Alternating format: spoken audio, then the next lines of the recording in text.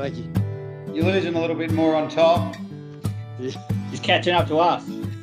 yeah, catching up. I'm catching up with you.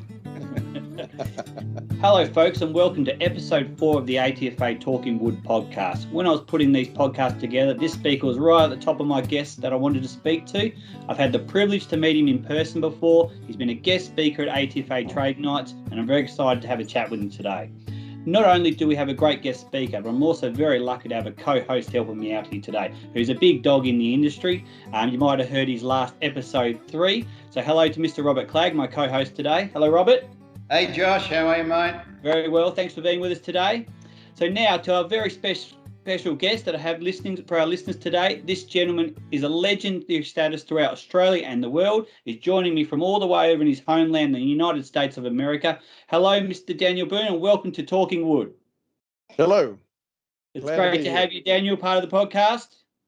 Yes, sir. Thank you. So we're going to go back to, there's a lot of people in Australia know you, Daniel, and obviously a lot of the new floor sanders coming through haven't heard the story. So I've got a feeling it's going to be a fantastic podcast today. And I know a lot of the older generation are really looking forward to listening and hearing about your story of how you started in the industry and to where you are now. So I'm going to get you to go back and tell us a bit about your youth and growing up and whereabouts you're based. Okay, I'm based in Jacksonville, Florida. Yeah. And as far as growing up in my youth, I started running a Super 7 at the age of 8 years old. So that's been about 55, 56 years ago. Wow. And still run it today. Was on a job working all day today. So I was actually born into the trade. My mom and dad had a business growing up. It was a big business at one time. I think we had 25 employees. Wow. So if you're from the South where I'm at, it's either volunteer or voluntold. They either beat it in you or beat it out of you. So I had I guess I had a choice, and I chose to do timber floors, wood floors. Yeah, cool. And so so going back to, obviously you were born into it. So just tell us about obviously being around obviously your parents' business and your love of it. When did it kind of start, or was it just a job to start off with, or did the passion start early? The passion started early, 8, 9 years old. I knew that I'd made my mind up at that point in my life to be a floor man, to be the best I could be, to learn everything I could about the trade, and never thought that it would take me as far as it's had. But my mom and dad were fairly strict. They expected a lot out of you at a young age. I think at 16 years old, I had the keys to a used van. All the other guys got the new van. I got the used van that was all beat up and trashy, and off to the first job I went. And I can remember getting to the job, and the customer would say, "Hey, you're not doing my floors. You're just a kid." And my dad would have to come out and work with my cousin and I on the job to get us started and to let us finish it. So it was a lot of fun growing up in this business. Yeah, okay. And obviously going back originally, it was just working on solid timber floors back then. And I guess has your business changed and diversified, I guess, a bit more with the timber flooring industry as it's moved along in time? Yes, it has. So it's changed with the woods, the products that are available for us to get from around the world, Yeah. also the finishes, and also the equipment. So the equipment's come a long ways, dust containment, the different sanders, multi-heads. So there's a lot of new stuff that makes the job better but shorter. Yeah, yeah. And obviously, is your business, does it cover the whole state of Florida, or is it just in the Jackson kind of region, region? The whole U.S. Oh, yeah, whole US. Wow. So you just Right. where you go where the work is. Right. And for American Sanders, I go pretty much all over the world, wherever they send me. Yeah, okay. So going back, obviously you've been in the industry such a long time. So, how much has the flooring industry changed? You've just gone through some, obviously, the changes you've seen in your business, but what's the biggest aspects that you've noticed that have changed over the years? I think what's changed the biggest as far as, again, the species that we're allowed to get in the States, the width of the product, also the engineered, when I say engineered product, it's got like a 5 mil wear layer, 6 mil wear layer, comes in, I think 19, 20 mil, 3/4 inch. There's a ton of that. There's a lot of it that's imported. but there's a lot of it that's made here in the States. So that's made it a big thing because that product performs better than a solid product, but you get the same wear layer as a solid product. Correct. Okay. And obviously, you've been involved with the NWFA. Do you want to tell us about your experiences with that association in America? Yeah, back in 1992, I was asked to be part of a steering committee, a contractor steering committee. And from there, it worked up to being going on to the board. And then eventually in 1995 or 96, those folks hired me, and I worked there for 5 years as the NWFA technical director. Okay. And stayed there long enough to get things going in the right way, put together the national school program, and also started the NWFA certification program. Wow. Okay. Wow. Yep. And that association, do you know what the number? Are you still involved with it now heavily? I'm not involved heavily now as I once was. So all the training I do through American Standards. I haven't done any training for NWFA or participated in probably about 3 years now. Okay. Robert, do you have anything you'd like to add to that? Daniel, during that period at the NWFA, how many schools do you think you did undertake? We were doing for the NWFA. So I started with the schools in 1994. I started at the Nopma School in Memphis, Tennessee, and I participated in that. That was 2 times a year, and that school went for about 25 years.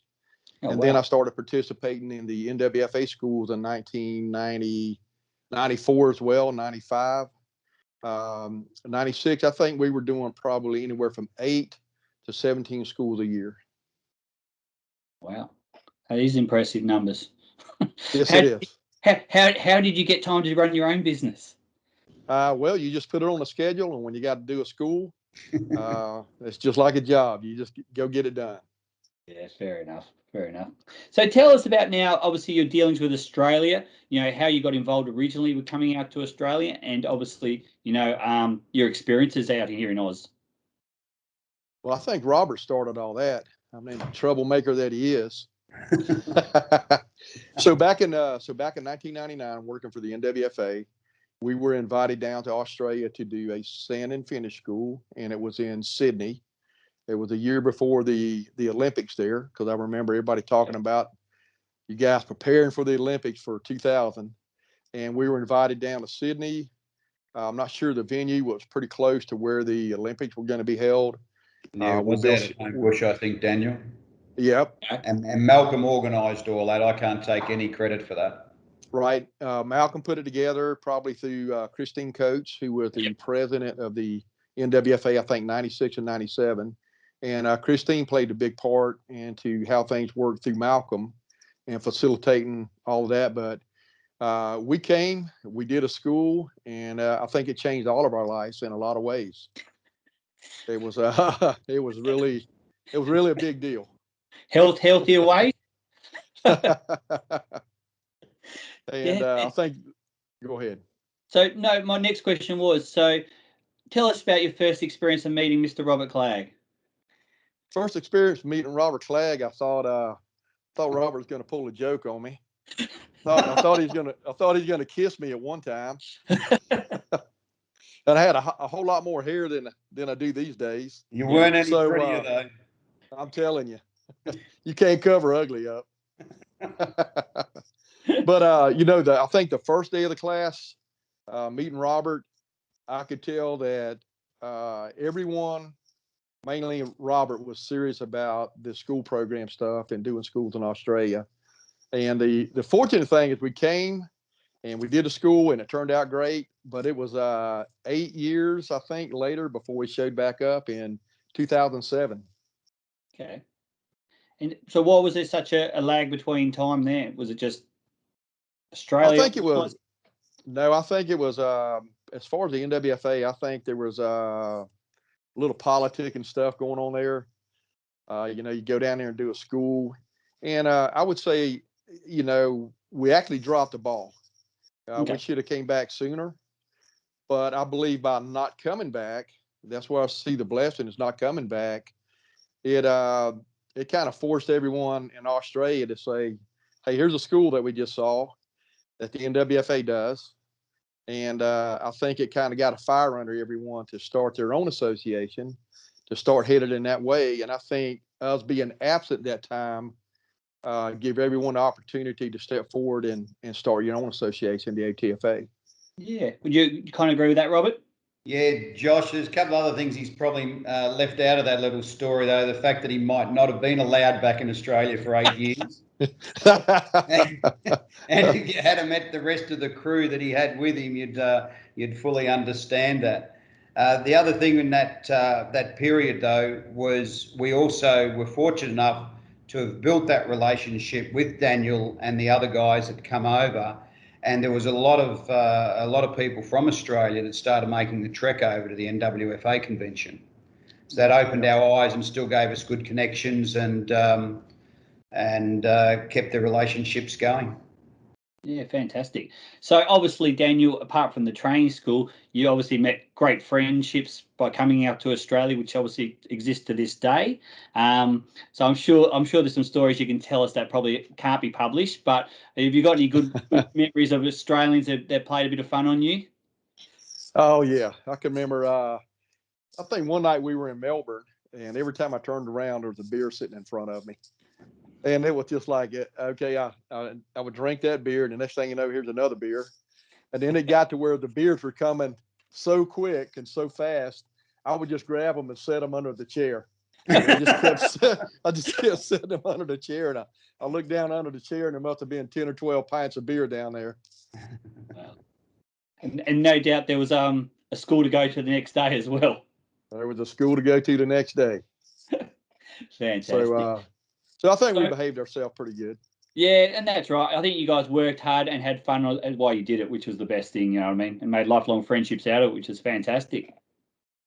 We did work hard, and that was one thing about setting the schools up for the ATFA. Once we got them going, it was excitement, it was camaraderie, it was friendship, and I think to all of us involved, it was serious business. Yeah, because you had 30 or 40 students coming in the class to sit down and get an education, and I take that very seriously. Yeah, camaraderie I think is a great word to use, because that's definitely what I've seen when I've been part of those schools and watched you guys run them. So definitely a great way of doing it. At Urethane Coatings, we are 100% Australian owned and manufactured. Oil-based, waterborne, and solvent-based floor and concrete coatings. Our flagship products, in the monothane and watercoat systems range, reveal beautiful finishes, each and every time. Urethane Coatings, really looking the goods. Urethane Coatings, for all your timber and concrete coating needs. Visit us at www.urethanecoatings.com.au for more details.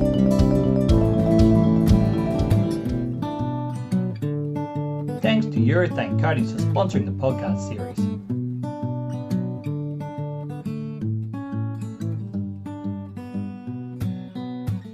American Sanders hired me about 5 years ago to be their training manager. Again, to put together a school program similar to what I did for NWFA, but factory focused around our equipment, our finishes. And so I do 2 schools in Charlotte. It's an advanced class. I do 2 Edger classes. All the classes are sold out way before the start of the school. Fantastic. And also I go out into the field and do demos around the country, different distributors. We'll do what we call a trade night or trade day. And a lot of those folks have asked that we come and do a one-day class or an Edger class. So my role is to continue to educate our people as well as the sand and finisher guys out in the field. And it's worked out very well. And do you guys have any plans to come back to Australia at the moment? Yes, we do. Yes, we do. And again, COVID put the brakes on everything. I think we were supposed to be back down there this year. Yep. So every 2 years. So we'll see how that works out. Stay tuned, listeners. The information will be coming out soon, no doubt. So, okay, so you've seen a lot of changes and growth. So tell us about what you've seen with the ATFA. Obviously, you kind of know how it started now and to where it is, I guess, 16 years later. Have you seen some changes that kind of stand out in your mind with the ATFA? Yes, I do. Every time there's a live video either on Facebook or whatever it may be, Instagram, to where you guys have a trade show or a trade day. It just seems that I see more and more people, see a lot of familiar faces in some of the videos there.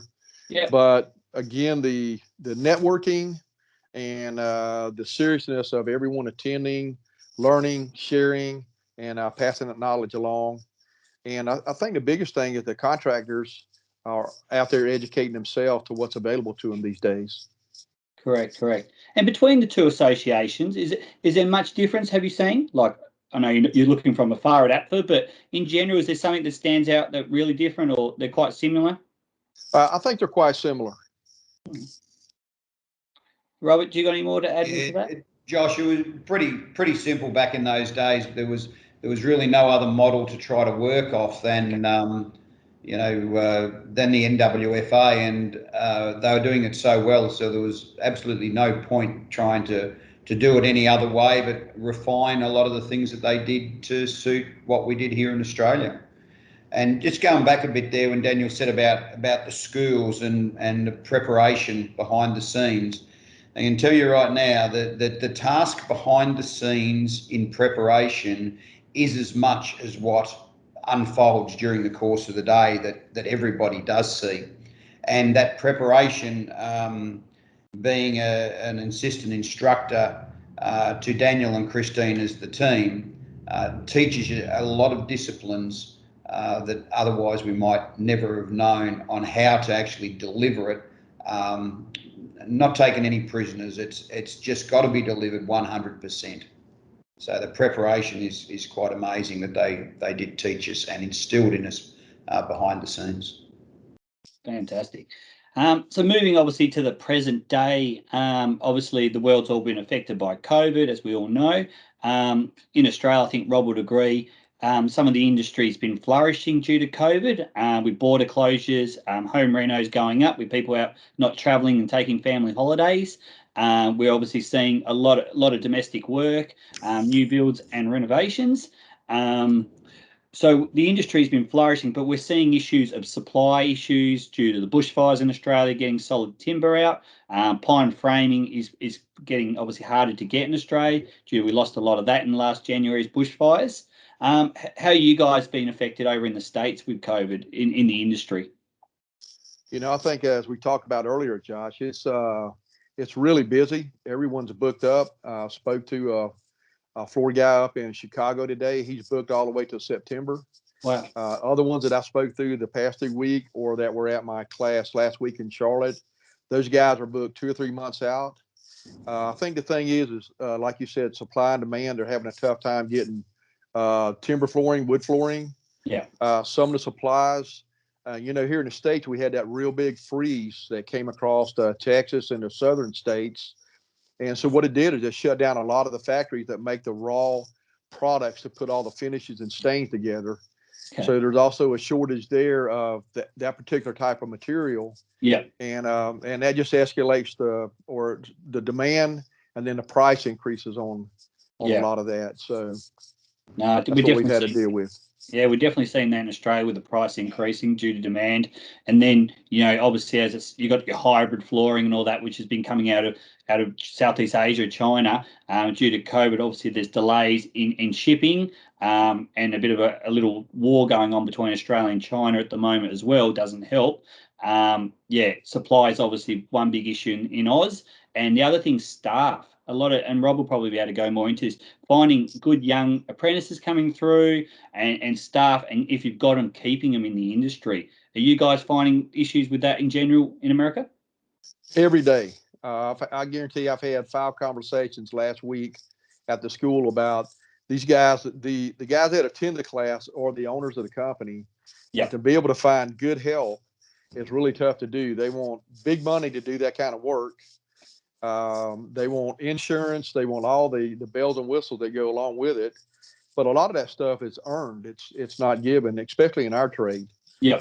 So you have the mom and pop businesses or the one man band, or this guy might have himself and 2 or 3 employees.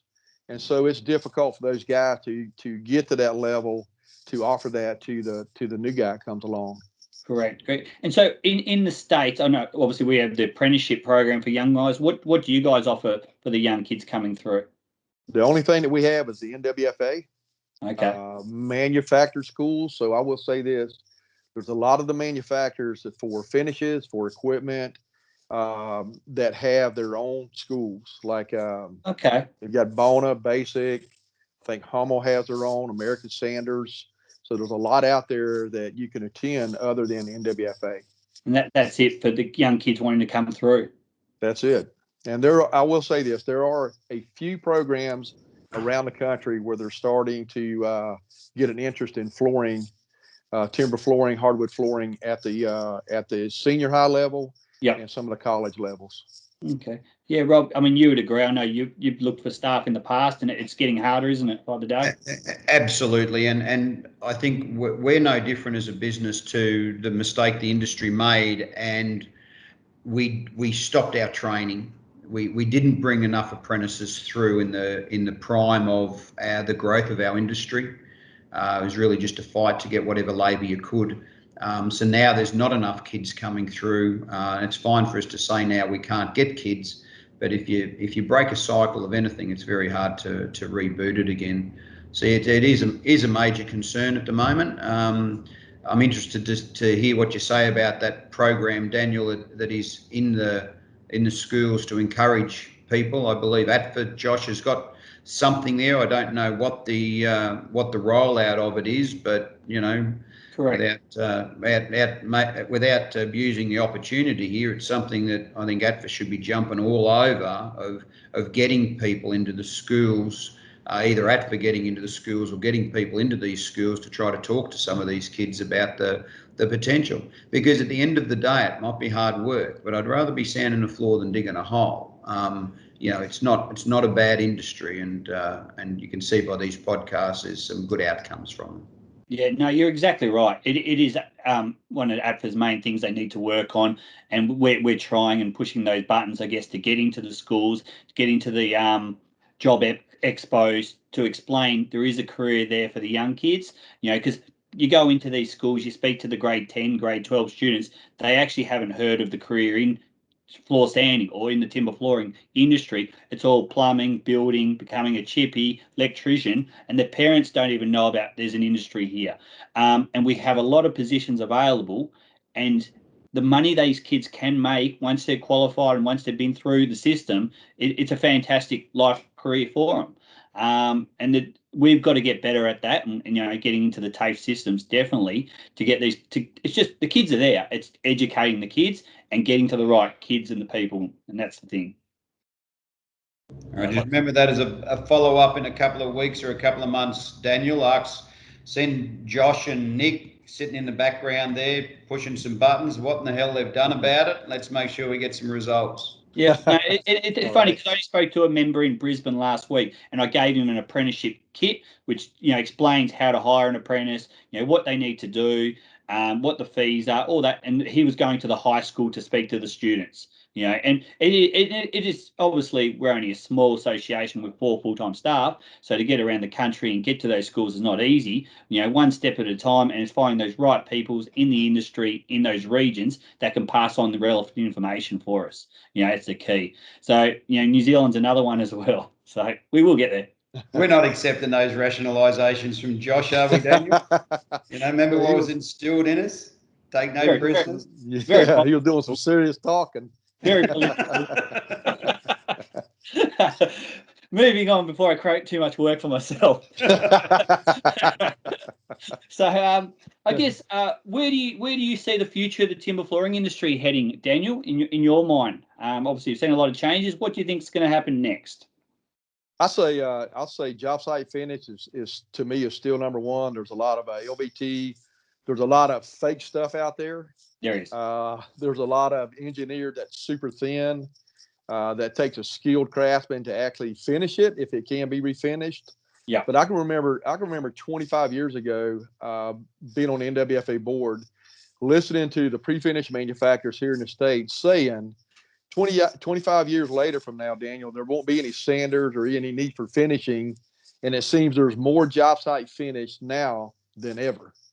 So Yeah. we're sanding all that shit that they put down. We're taking it back off and putting good finish on it.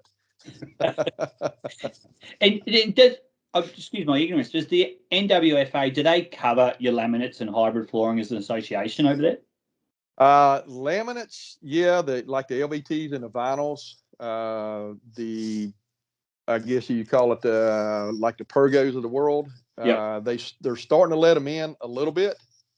I'm not sure how much. In July, we're having a show in Orlando, and it's supposed to be NWFA and coverings. And coverings is the carpet vinyl, all that side. Yeah. And then you just have the wood the door. Yeah. So fair. So obviously the next 20 years, do you think it's just going to be more solid, more sanding, more coating? It's where the consumer's going to go? I think it is. And the reason is it for that, Josh, is that you can go to a customer's home and offer them a broad selection of product, of color, and finishes, and you can do it all at the job site. Or if they have an existing floor, you can go in and take the finish off, put down a reactive stain, put down your whites or your grays where you get the ceruse look. So there's a lot of options out there now that we didn't have 10 or 15 years ago that you can offer that customer with the existing wood floor. Yeah, true.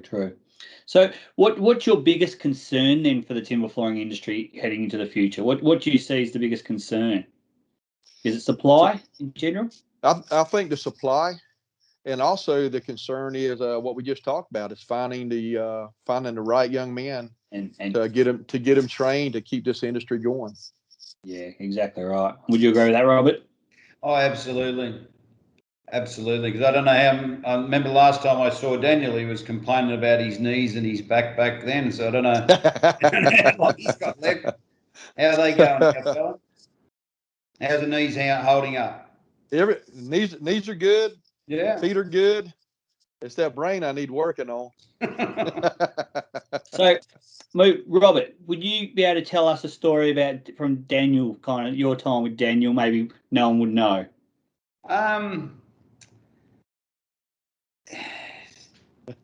You want something that's printable or something that you might be cutting out, Josh? Well, let's go. Option B. Left hit behind. I thought of that one this morning.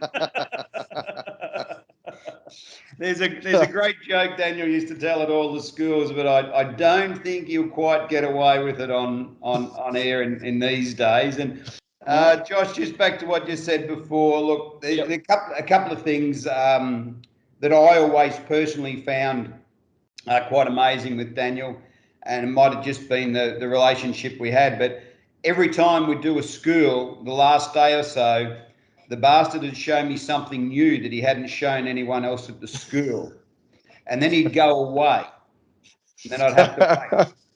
I'd either have to come home and try to finish it myself or work it out myself, or I had to wait till next time I caught up with him to follow through. The knowledge that this man does have is truly remarkable to do that. You talk about some of those times where those beers were flowing. I remember at one of the schools where he had his son Justin, who's been out a couple of times. He's a terrific lad. And what was that other young lad's name? It was real good-looking young fella that had no trouble with the women down there in Sydney. He used to work for Brett. Young Brett, yeah. What you drinking, baby? Yeah. The boys thought they were going to get an easy start one morning, so we're out and about. And when they're with the old fella there, they're reasonably well behaved. A little bit different when they're just out with us or whether they're out with him. Yeah. And we're sitting there this night. It was getting on, and Daniel led them into this false sense of security that they were going to have a late start the next day. Then he brought the cognac out, I think it was, and it was on. It was at a restaurant up in Lygon Street there, which we used to frequent, and it was fairly on. It was getting fairly late, and all of a sudden, Boone gets up out of his chair and he said, "I'll see you boys at 6 o'clock in the morning." And that was it. You want to see their faces drop. They were there. That meant, a 4:30, 5 o'clock start, but they were there. They weren't well, but they were there, and he walks in singing a song and dancing away and pretending as if the world's a perfect place that no one else can. I respect for that. Just on one of those things Rob just said, Daniel. So obviously it was your parents' business that you went into. Where did you learn that skill sector in general? Was it just on the job training, or did you get some help from was your dad and mum passed it on?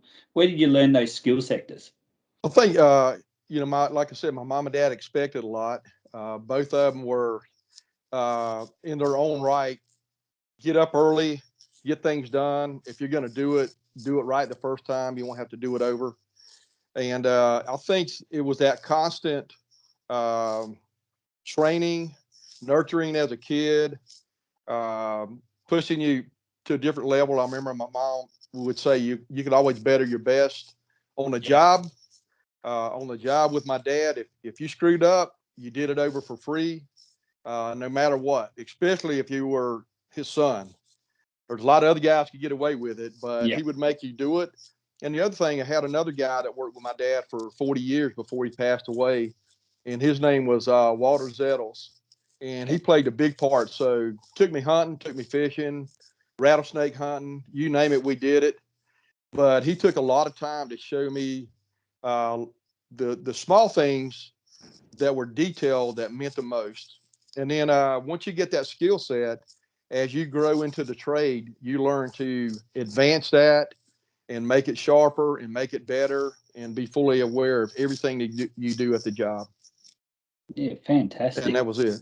Yep. Yeah, fantastic. And obviously, you're passing on your knowledge as much as you can in these training schools, which is a fantastic, obviously, thing. Where do you see your future as an individual? You've got to be heading to retirement one day when you want to relax. You know, where do you see the sun setting and sitting on your porch and having a few bourbons there? Well, I'm going to give it a shot till I get about 70, and I think I'm going to pull the plug somewhere around 70. So I've got just 6 more years to go.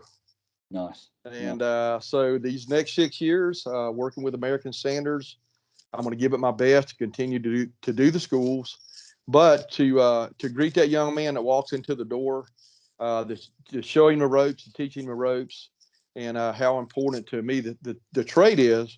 But again, how he can make a good living, feed his family, do all the wonderful things he wants to do in life through this trade. Fantastic. And we're very, very fortunate to be able to work in this trade. We are. No, I think that's a great way. Robert, have you got any final? Yeah, look, I've got a couple little notes that I've put down beside some of the questions, and I keep coming back to the first time that we did meet in Sydney, and I've mentioned this a few times before. I still today wonder why. What was it? And I think that why did these guys come? I think there was 6 or 8 of you at that time back in '97 or what it was, Daniel. Why did you come? Why did you pass on your knowledge? What was your motivation to really do it? Which is obviously the same motivation, mate, that has made not made you, but you've been paid sometimes as a position to do schools, but there's as many that you've done that have been voluntary and still to this day. And what is the real reason why? I think it's the love and passion for the trade, but I think the love and passion is that person that you meet that walks in the door, that is hungry for knowledge. He's hungry for wisdom. He's hungry to up his skill set. And when we came to Australia, Robert, I mean, I was taken back. To me, it took me back probably 30 years in time as far as how things were done, the finishes that were used. Were we that far backwards, were we? But you think about you guys were really hungry too. But I think we went because of the love of the trade and the opportunity to take that knowledge, to take that wisdom, to take that skill and put it into someone else's hands. And look what you guys have done with it, Robert, since 1999. I mean, you guys have came from 1999 till present day. you've came a long way in the timber flooring industry in Australia. Leaps and bounds. You may not see it from your perspective, but from my perspective, when I first showed up to where you guys are now, it's like light years. Yeah. So we came because of the love of the trade, but also for that man on the other end that we get to shake his hand and spend time with him, and again, share our knowledge and our wisdom, but also the friendships and the bonds that are made in those days. Yeah. It was important. Yeah. And absolutely in return, I think I can speak on behalf of everybody that's been at the schools, whether participant or particularly the instructors and that. It has been a wonderful experience for us all, and that comes from meeting you, Daniel, and what you have brought to us. So thank you very much. There's only one thing I am a little bit concerned about now, apart from the hairline. You know, I can't talk, but I can observe others, and I notice there's a bit of a whack on the forehead there too, where there's no protection, a bit of a mark there. I don't know, one of those wild women catch up with you or something. I'm a little bit concerned about that logo that's in the background on your wall. The Ford one? Yeah. The Ford? I thought you were a Hemi man. Yeah. Yeah, that thing. Yeah, Ford. Yeah. Nothing but Ford parking. We got six trucks out front that are all Ford. I thought you were a bit of a Hemi man. Yeah, we sold to Hemi. Yeah. Sold to Hemi. That's a bit disappointing to know that now, Daniel, but you won't go down in my estimations, but it is a little bit disappointing to know that you're a Ford man and not a GM man, mate. No, that's all fantastic. Right. So, Daniel, I want to thank you for giving up your time. It's a Thursday night over in the States.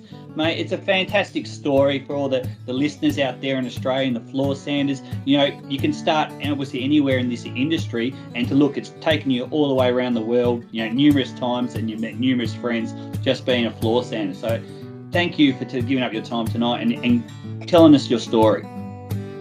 Thank you, Josh, and thank you, Robert. Good to see both of you. Thank you, Robert, for your help as always. It's been a pleasure. Guys, have a safe morning or safe evening, depending where you are. But I appreciate everything you both have done today. Thanks, guys.